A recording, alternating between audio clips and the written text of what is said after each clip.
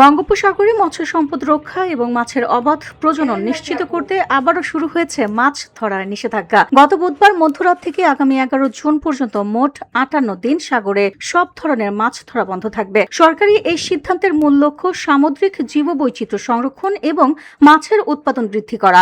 দৈনিক আচ্ছা, যে 100 কেজি করে পরে আর কি এরকম। জি জি। তাই 1 কেজি 100 কেজি চালু শুধু চাল খাইলে কি হবে?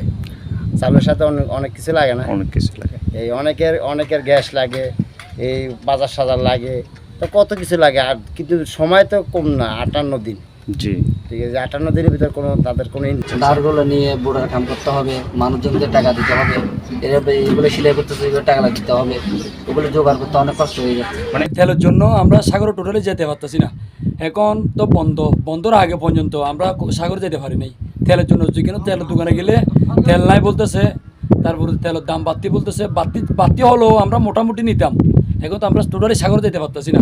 তেল টোটালি সব দোকানে বলতেছে তেল দোকানে তেল নাই। জেলেদের এই ত্যাগের কথা মাথায় রেখে সরকারও পাশে দাঁড়িয়েছে। উপকূলীয় 14টি জেলায় 3,11,000-এরও বেশি নিবন্ধিত জেলের জন্য বরাদ্দ করা হয়েছে বিশেষ ভিজেফ চাল। প্রতি মাসে 40 কেজি হারে পুরো 58 দিনের জন্যই এই খাদ্য সহায়তা পাবেন সমুদ্রগামী জেলেরা। VOD Bangla news desk.